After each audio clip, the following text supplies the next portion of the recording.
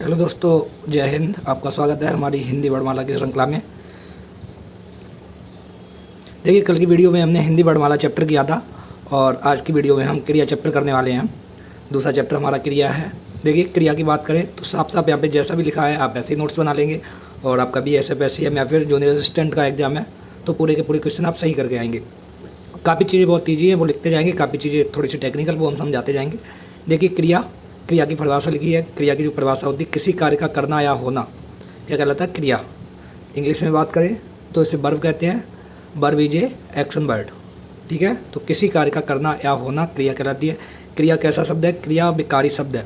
विकारी शब्द का मतलब क्या होता है? जिसमें लिंग वचन कारक के अनुसार परिवर्तन होता है, यानी कि विकारी शब्द की बात करें। देखिए,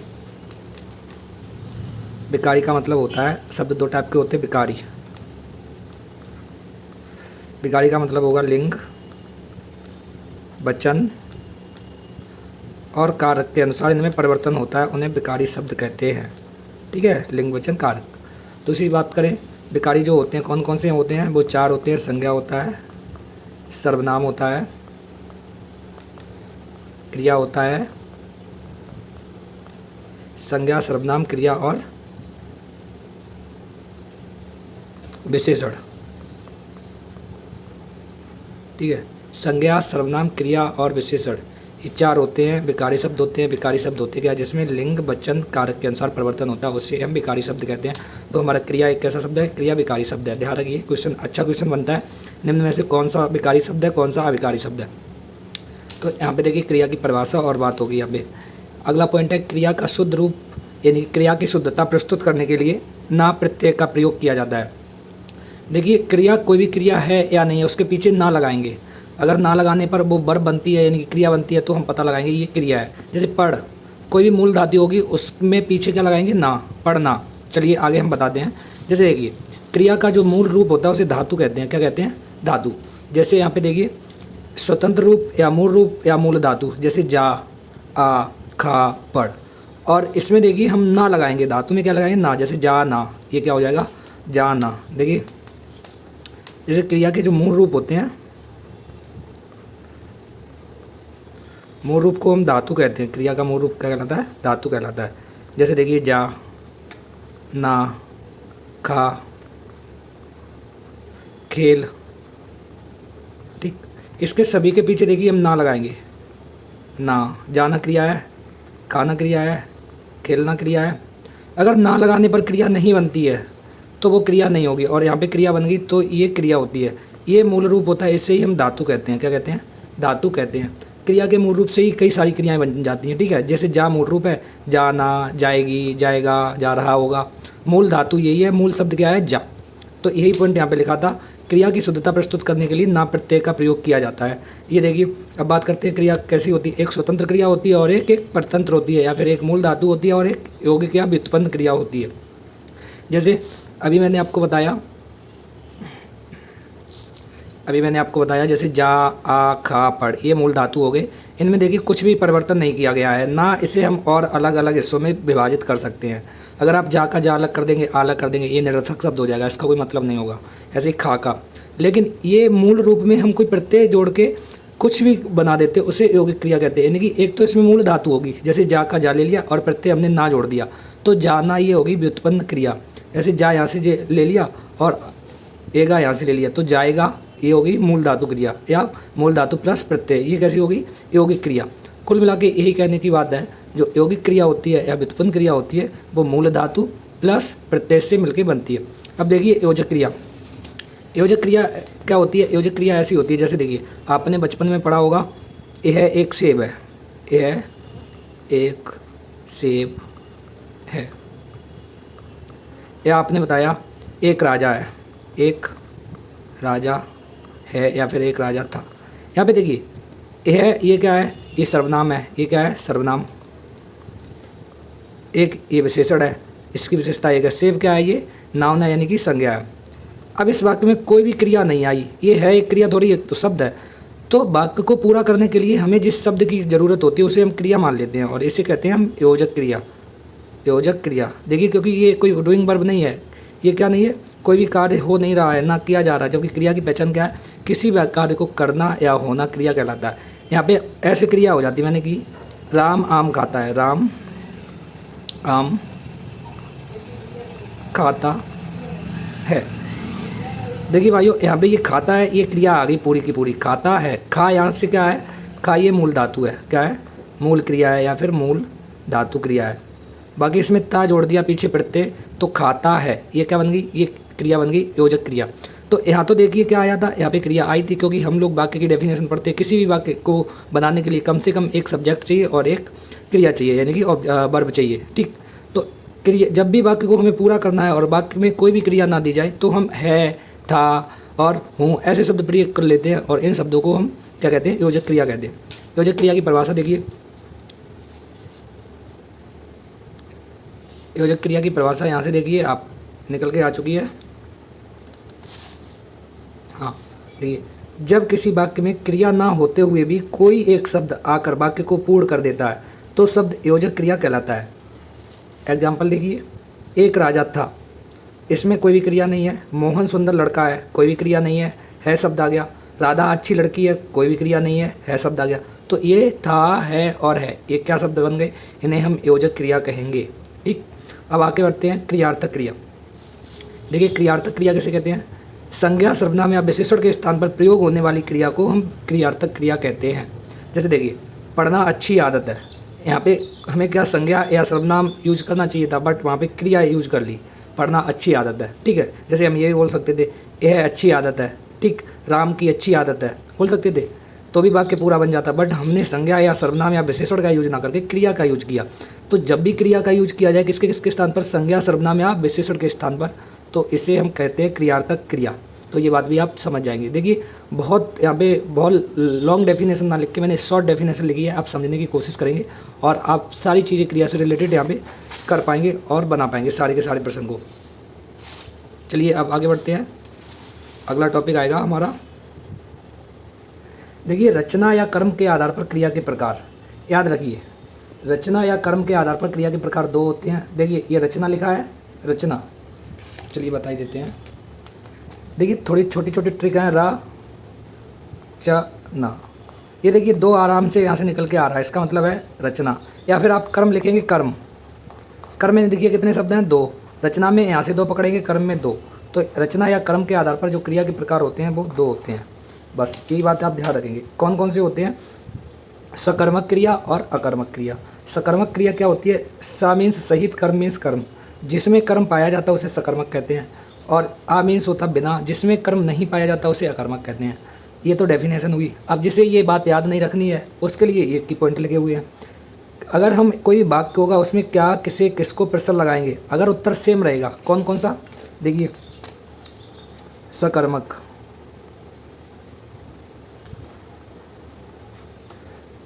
जिसमें क्या है सहित, सा से क्या बनेगा सहित और प्लस कर्म। देखिए वर्ड क्या मिलेंगे, क्या प्रश्न लगाएंगे, किससे लगाएंगे और किसको लगाएंगे।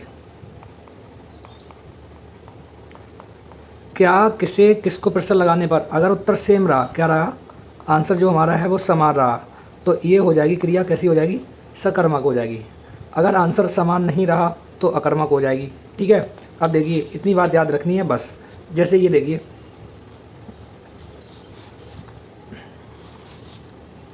देखिए आप एग्जाम्पल आप देख रहे होंगे, पहला है रघुवीर गीत गाता है। रघुवीर क्या गाता है, गीत गाता है। किसे गाता है, गीत को गाता है। किसको गाता है, गीत को गाता है। तीनों के तीनों में आंसर जो हमारा रहा वो गीत रहा, तो ये कुल मिला के होगी सकर्मक क्रिया। अगर उत्तर अलग अलग आएंगे तो वो अकर्मक हो जाएगी। अगला क्वेश्चन देखिए, रोहन पत्र पढ़ता है। क्या पढ़ता है, पत्र पढ़ता है। किसे पढ़ता है, पत्र को। किसको पढ़ता है, पत्र को, सकर्मक हो गई यह भी। राधा खाना खाती है। क्या खाती है, खाना। किसे खाती है, खाना को। किसको खाती है, खाना को, सकर्मक। मुकेश मैच खेलता है। क्या खेलता है, मैच। किसको, मैच को। किसे खेलता है, मैच को, सकर्मक। राम हंसता है। क्या करता है, हंसता। किसको, आंसर नहीं आ रहा। देखिए राम हंसता है, राम क्या करता है, हंसता है। किसको हंसता है, आंसर नहीं आया। जैसे ही आंसर नहीं आया अकर्मक होगी। किसे हंसता है, ये भी नहीं आया आंसर, अकर्मक होगी। ध्यान रखो सेम आएगा तभी सकर्मक। कुत्ता सड़क पर खड़ा है। क्या खड़ा है, आंसर नहीं आया।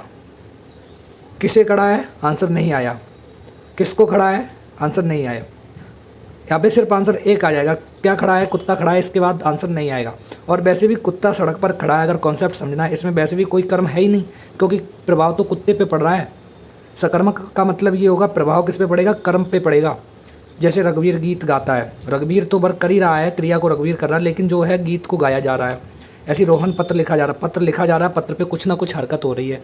राधा मुकेश मैच खेलता है, मैच को खेला जा रहा है, कोई बॉल फेंक रहा होगा, कोई सिक्स मार रहा होगा, बैटिंग कर रहा हो। और राम हंसता है, यहाँ पे देखिए राम कौन है, करता है, और राम ही हंसता है, खुद ही अर्थता है, इसमें कर्म है ही नहीं। कॉन्सेप्ट समझना है तो भी अकर्मक हो कीजिए। ये सिर्फ ट्रिक इसके लिए कम पढ़ के ज़्यादा करना है। कॉन्सेप्ट ये है, राम हंसता है, इसमें कर्म है ही नहीं, तो राम खुद करता है और करता ही कर्म को कर रहा है, क्रिया को कर रहा है, अकर्मक होगी। कुत्ता सड़क पर खड़ा है, भाइयों आप बताइए सड़क पर कोई प्रभाव पड़ रहा है आपको, भले ही इसमें लग रहा है कि इसमें कर्म है, लेकिन नहीं, ये अकर्मक क्रिया है, क्योंकि कुत्ता सड़क पर खड़ा है या कुत्ता सड़क पर दौड़ रहा है। भैया सड़क पे कोई प्रभाव नहीं पड़ रहा है, प्रभाव किस पे पड़ रहा है, कुत्ते पे पड़ रहा है, और कुत्ता यहाँ पे क्या है, कुत्ता करता है, तो इसलिए यहाँ पे अकर्मक हो गए, यानी कि कर्म इसमें है ही नहीं। हम लोग भूल बस बच्चे गलती कर देते हैं, यहाँ पे सड़क देखते हैं कहते कर्म आ गया। ऐसे ही एक पूछा जाता है, पक्षी आसमान में उड़ते हैं, वो भी अकर्मक होगा, क्योंकि आसमान पे कोई प्रभाव नहीं पड़ रहा है, पक्षियों पे प्रभाव पड़ रहा है, पक्षी उड़ रहे हैं, तो ये बात ध्यान रखेंगे। रोहन टहलने जाता है, टहलता कौन है, रोहन करता कौन है, रोहन कर्म आया ही नहीं, अकर्मक है। ठीक है, ये बात आपको समझ में आ गई होगी।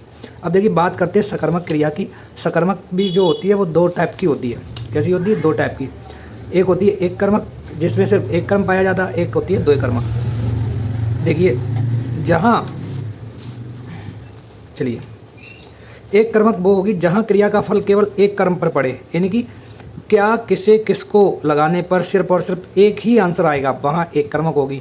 और द्विकर्मक वहाँ होगी जहाँ पर क्रिया का प्रभाव दो या दो से अधिक कर्म पर पड़ता है। कुल मिला के क्या किसे किसको लगाने पर एक से अधिक आंसर आएंगे, वहाँ पे क्या होगा, द्विकर्मक होगी। चलिए यहाँ पे हम बता देते हैं। देखिए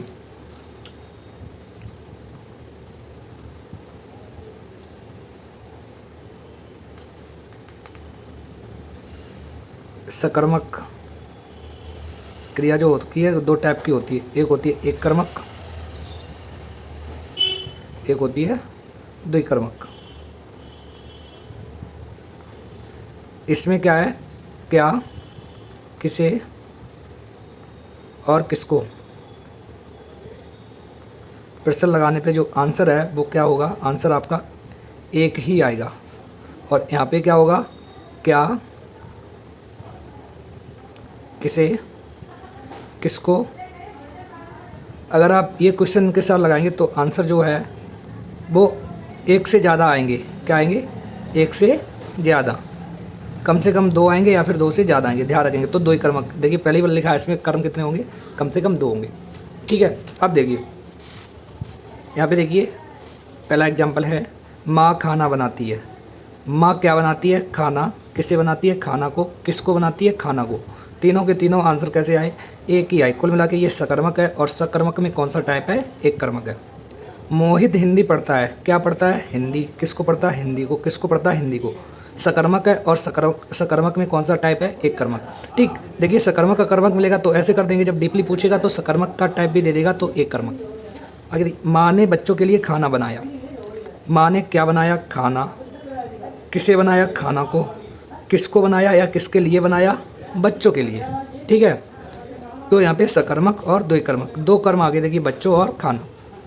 राधा ने श्याम के लिए पत्र लिखा। क्या लिखा, पत्र। किसको लिखा, श्याम को। किसको, किसके लिए लिखा, श्याम के लिए। ठीक, तो सकर्मक और द्विकर्मक। जो बात अभी मैंने बताई भाई, नोट पॉइंट यहाँ पे लिखी है, क्या किसे किसको प्रश्न लगाने पर यदि एक ही उत्तर प्राप्त होता है तो एक कर्मक, और यदि एक से अधिक उत्तर प्राप्त होंगे तो द्विकर्मक। क्रिया जो थी रचना और कर्म के आधार पर सकर्मक अकर्मक थी, जो बहुत ही ज़्यादा इंपॉर्टेंट थी। अब बात करते हैं संरचना के आधार पर। किस पे, संरचना के आधार पर क्रिया के जो भेद होते हैं 5 होते हैं। अगर 5 ऑप्शन में नहीं होगा तो आप लगाएंगे 6। एक सहायक क्रिया आ जाती है, जो अभी मैंने बताया था, योजक क्रिया, वही वाला। यहाँ पे किसी में काउंट कर लिया गया किताब में, किसी बुक में काउंट नहीं किया गया। वैसे तो 5 होते हैं, अब आप 5 या 6, 5 नहीं होगा तो 6। देखिए संरचना और 6 लगभग सेम लग रहे हैं। रचना और कर्म के आधार पर 2 संरचना, 6 संरचना, ऐसे सेम लग रहे हैं, तो संरचना के आधार पर 5 या 6। एक होती है सामान्य क्रिया, संयुक्त क्रिया, प्रेरणात्मक क्रिया, नामकालिक या नामदात क्रिया, पूर्वकालिक क्रिया, सहायक क्रिया। बहुत ही छोटे छोटे नोट्स हैं और बहुत ही ईजी नोट्स हैं, देखिए आप आराम से पढ़ सकते हैं, सिर्फ एक एक लाइन लिखी हुई है, कुछ नहीं लिखा है। सिर्फ प्रैक्टिस कीजिए और नोट्स बना लीजिए, ऐसे ही पढ़ के प्रैक्टिस कीजिए, आप पूरे कर लीजिए, पूरे प्रश्न कर ले जाएंगे। देखिए सामान्य क्रिया, जिन वाक्यों में एक क्रिया दी जाती है, सिंपल सी बात है, जिसमें एक क्रिया दी जाएगी। मोहन पढ़ता है, सिर्फ क्रिया है जल्दी। देखिए पढ़ता में कभी कभी पूछ लिया जाएगा मूल धातु क्या है, पढ़ है, क्या है पढ़, और इसकी शुद्धता व्यक्त करनी है तो ना। किसी भी क्रिया की शुद्धता हमें व्यक्त करनी होती तो ना धातु का प्रयोग करते हैं, ना लगाने पे अगर क्रिया बनती है तो उसे क्रिया मान लिया जाएगा। मोहन पढ़ता है, सामान्य क्रिया। संयुक्त क्रिया कैसी होगी, जब एक क्रिया में दूसरी क्रिया जोड़ दी जाएगी। देखिए जिन वाक्यों में एक से अधिक क्रियाएं दी जाती हैं, संयुक्त क्रिया, जैसा उसका नाम है, तो मैं नहीं मानता कि यहाँ पे संयुक्त क्रिया है, इसमें बहुत ज़्यादा आपको बताया जाए। मोहन पत्र, इसमें देखिए सामान्य क्रिया में पढ़ता है, संयुक्त क्रिया में पढ़ रहा है, दो क्रिया आ गई, जैसी दो क्रिया आई संयुक्त क्रिया होगी दोस्तों। पढ़ रहा है, पढ़ रहा था, संयुक्त क्रिया। ठीक, आगे देखिए प्रेरणार्थक क्रिया। प्रेरणार्थक क्रिया वो होती है जब कर्ता खुद काम ना करके किसी दूसरे पे काम करवाए। ठीक, जैसे मोहन सोहन से खाना बनवाता है, मोहन रोहन से खाना बनवाता है। देखिए मोहन कुछ नहीं कर रहा है, इससे खाना बनवा रहा है रोहन से, तो यहाँ पे प्रेरणार्थक मतलब ये इसे प्रेरणा दे रहा है और ये जो दूसरा व्यक्ति है वो काम को कर रहा है। ऐसे ही माँ बच्चों को खाना खिलाती है, ये भी इसका प्रेरणार्थक क्रिया का हो जाएगा, क्योंकि माँ खिलाती है, खा कौन रहे बच्चे। या एक आता है ऐसे, रमा बिल्ली को दूध पिलाती है, वो भी प्रेरणार्थक क्रिया। ठीक है, मोहन सोहन से क्या गाना बनवाता है, ये तो है ही। ठीक, राधा सीता से गाना गब्बाती है, ये भी हो जाएगा प्रेरणार्थक क्रिया। कुल मिला के कर्ता स्वयं कार्य न करके किसी और पे करवाए।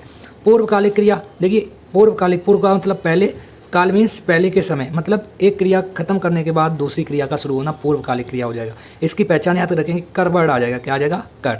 देखिए रोहन पढ़कर दिल्ली जाता है, सोहन लिखकर क्रिकेट खेलने जाता है, मतलब पहले एक क्रिया की, उसके बाद दूसरी क्रिया की। देखिए रोहन पढ़कर, पहली क्रिया किया है पढ़कर, अब दूसरी क्रिया जाना। पहले रोहन पढ़ा, एक क्रिया हो गई, उसके बाद दिल्ली जाता है, जाना दूसरी क्रिया हो गई। तो ये पढ़कर जो है वो क्या होगी, पूर्वकालिक, यानी कि दूसरी क्रिया से पहले जो क्रिया होगी उसे हम पूर्वकालिक क्रिया कहते हैं। और इसकी पहचान होती है, अंत में क्या आएगा, कर वर्ड आ जाएगा। ठीक दोस्तों, अगर समझ में आ रहा तो एक अच्छा सा कमेंट कर दीजिए, वीडियो को लाइक कर दीजिए, और जितने भी टॉपिक आपके हैं हिंदी के हम यहाँ पे करा देंगे। बहुत शॉर्ट नोट्स और 2 से 3 पेज में सारे नोट्स कंप्लीट हो जाएंगे। और आप प्रैक्टिस कीजिए खूब, बहुत ज़्यादा किताबें नहीं पढ़नी है, ये बहुत किताबों का प्रीमियम कंटेंट मैंने यहाँ पे बनाया, बहुत शॉर्ट बनाया। नाम धातु या नामकालिक क्रिया क्या होती है, देखिए संज्ञा सर्वनाम तथा विशेषण से बनने वाली क्रिया नाम धातु या नामकालिक क्रिया होती हैं। जैसे ये देखिए हाथ, ये हाथ संज्ञा है, हाथ से बना हत्याना। लात ये संज्ञा है, लात से बना लत्याना। आप सर्वनाम है, आप सर्वनाम है, आप से बना अपनाना। शर्म, शर्म से बना शर्माना। ठीक, तो संज्ञा सर्वनाम और विशेषण की सहायता से जो क्रियाएं बनती हैं उन्हें नामकालिक या नाम धातु क्रियाएं कहती हैं। चलिए, अच्छा ये दिख नहीं रहा था, ले लीजिए आप स्क्रीनशॉट। ठीक है, चलिए अब देखिए सहायक क्रिया मैंने आपको पहले ही बता दिया, 5 क्रिया मैंने 6 टाइप बताए, 5 हो चुके हैं। और उसके बाद अभी हम आपको क्वेश्चन भी कराएंगे। सहायक क्रिया यही होती है जब कोई भी क्रिया नहीं दी जाती है, वाक्य के अंत में कोई भी शब्द आके वाक्य को पूर्ण कर देता है, जैसे ता है, चुका है, रहा है, होगा इत्यादि। ये सहायक क्रिया हैं, ये मुख्य क्रिया नहीं है। या फिर इन्हें योजक क्रिया भी बोल देते हैं। तो वही योजक क्रिया वाला सहायक क्रिया वाला रूप ऐड कर लिया जाता है तो क्रिया के 6 भाग हो जाते हैं। अब देखिए प्रश्न की बात करते हैं, अब आप लोग प्रैक्टिस कीजिए। क्रिया से क्या अभिप्राय है, किसी कार्य का करना बिल्कुल सही है। क्रिया एक विकारी शब्द है, दोनों की दोनों बातें सही हैं। और जूनियर असिस्टेंट BSF SCM में ऐसी क्वेश्चन आने हैं सेम, तो A और B दोनों ठीक है। अभी आपको बताया क्रिया की शुद्धता किस प्रत्यय के साथ व्यक्त की जाती है, तो क्रिया की शुद्धता ना प्रत्यय के साथ व्यक्त की जाती है। मूल धातु क्रिया क्या है, मूल धातु क्रिया जो होती है वो धातु होती है, क्रिया के धातु को मूल धातु क्रिया कहते हैं। मूल धातु प्लस प्रत्यय के हेल्प से जो क्रिया बनती है उसे योग क्रिया कहते हैं। सकर्मक क्रिया वो होती है जिसमें कर्म होता है, अकर्मक क्रिया वो होती है जिसमें कर्म नहीं होता है। अगला देखिए, जो क्रिया सामान्य धातु में प्रत्यय जोड़कर बनाई जाती है उसे क्या कहते हैं। उसे देखिए, जो क्रिया सामान्य धातु यानी कि मूल धातु में प्रत्यय जोड़ के बनाई जाएगी उसे हम यौगिक क्रिया भी कहते हैं और व्युत्पन्न क्रिया भी कहते हैं। व्युत्पन्न क्रिया वही तो होती है, मूल धातु में कुछ ना कुछ हमने ऐड किया, उसके बाद जो क्रिया बनी उसे कहते हैं व्युत्पन्न क्रिया, यानी कि B और C दोनों बिल्कुल सही जवाब है। इनमें से अनुकरणात्मक धातु कौन सी है, देखिए अनुकरणात्मक धातु क्या होती है, एक वर्ड होता है, उसी वर्ड से जो शब्द बनता है, जैसे टनटनाना, झंझनाना, खटखटाना, चलचलाना, चिमचिमाना, टमटमाना, टिमटिमाना। ठीक है, एक ही वर्ड है, उसका रिपीटिशन हो जाएगा। इन्हें हम क्या कहते हैं, इन्हें हम कहते हैं अनुकरणात्मक धातु। तो ध्यान रखेंगे, टनटनाना, झंझनाना, खटखटाना, इसी टाइप के और वर्ड आ जाएं, वो सारे के सारे अनुकरणात्मक धातु होंगे। तो ये सभी क्रिया के कितने भेद होते हैं, क्रिया के सिंपल सी बात है, दिख नहीं रहा, हाँ, क्रिया के कितने भेद होते हैं, क्रिया के 2 भेद होते हैं। रचना और कर्म के आधार पर 2 होते हैं, संरचना के आधार पर 5 या 6 होते हैं। अगला देखिए, संरचना के आधार पर क्रिया के कितने भेद होते हैं? 5 होते हैं। अगर ऑप्शन में 5 ना होगा तो 6 होंगे, यहाँ पे लिखा हुआ है। मोर नाचता है, कैसी क्रिया है? मोर नाचता है, प्रभाव किस पे पड़ रहा है? मोर पे पड़ रहा। अकर्मक क्रिया है, क्या करता? नाचता। किसे? मोर को। किसको? कुछ नहीं, आंसर आ रहा तो अकर्मक। राम ने बेर खाई, कैसी क्रिया है? क्या, किसे, किसको? आप प्रश्न लगाएंगे। क्या खाए? बेर। किसको खाया? बेर को। किसे खाया? बेर को। तो सकर्मक। और सकर्मक में कौन सा टाइप हुआ? एक कर्मक। सोहन दिल्ली जा रहा है, अब देखिए सोहन दिल्ली जा रहा है, प्रभाव किस पे पड़ रहा है? कुल मिला के सोहन पे ही पड़ रहा है, तो अकर्मक होगी। दिल्ली पे कोई प्रभाव नहीं पड़ेगा, चाहे सोहन जाए चाहे रोहन जाए, दिल्ली पे कोई प्रभाव नहीं। ठीक है। क्या, किसे, किसको लगाओगे? क्या कर रहा है? जा रहा है। किसे? दिल्ली को। किसको? दिल्ली को। अलग अलग आंसर आ रहे हैं। ठीक, तो ये देखिए एक आंसर नहीं आ रहा तो अकर्मक हो गई। अनुराग ने फल खरीदे, क्या खरीदा? फल को। किसे खरीदा? फल को। किसको खरीदा? फलों को। सकर्मक हो गई। अनुराग ने फल खरीदे, सकर्मक। बच्चे खेल रहे हैं, देखिए संयुक्त क्रिया हो गई। खेल रहे, खेल रहे, खेल रहे, संयुक्त हो गई। बच्चे खेलते हैं, सामान्य क्रिया। ठीक है। नामकाली क्रिया कैसी होती है? नामकाली क्रिया होती है जो संज्ञा सर्वनाम या विशेषण से बनती है, उसे नामकालिक क्रिया कहते हैं। प्रेरणात्मक क्रिया होती है कर्ता खुद ना कार्य करके दूसरे से कार्य कराए। संयुक्त क्रिया, बच्चे खेल रहे हैं, दो क्रिया एक साथ। मोहन ने किताब खरीदी, क्रिया है। सामान्य क्रिया है, एक क्रिया दी गई है, सामान्य क्रिया, सिंपल सी बात है। चलिए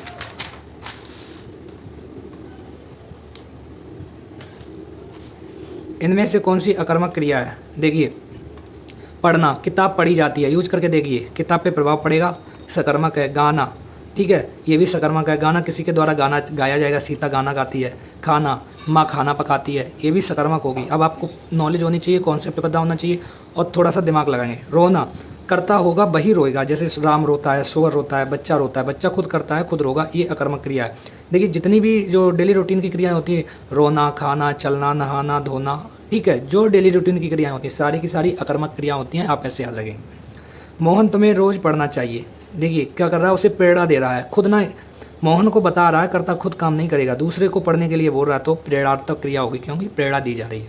इनमें से कौन सी क्रिया पूर्वकालिक क्रिया आ गई होगी? देखिए गा कर, देखिए पूरा वाक्य नहीं दिया तब भी यहाँ पे पूछा गया गा कर, तो राम गाकर दिल्ली जाता है, कर आ गया, तो ये पूर्वकालिक क्रिया होगी, कर पहचान वर्ड है। सीता बच्चे को पाठ पढ़ाती है, कौन सी क्रिया है? क्या पढ़ाती है? पाठ। किसे? बच्चे को। किसको? बच्चे को। सीता खुद काम नहीं कर रही, बच्चा और पाठ पे प्रभाव पड़ रहा, सकर्मक है। और सकर्मक में सीता खुद काम नहीं कर रही है, बच्चे और पाठ यहाँ पे कर्म है, और दोनों में सकर्मक क्रिया है, और दो काम एक साथ हो रहे हैं, तो सकर्मक द्विकर्मक क्रिया और द्विकर्मक का कौन सा? सकर्मक। ठीक है। अगला देखिए, दो क्वेश्चन और हैं बस। जब दो समानार्थक अथवा समान ध्वनि वाली क्रियाओं का संयोग होता है तब उन्हें क्या कहते हैं? उन्हें पुनरुक्त क्रिया कहते हैं। समानार्थक या समान ध्वनि वाली क्रियाओं का संयोग होगा तो उसे पुनरुक्त क्रिया कहते हैं। आया हुआ क्वेश्चन है, स्टार लगे हैं दो, आप याद कर लेंगे, नया क्वेश्चन है और क्रिया में पूछा जाता है।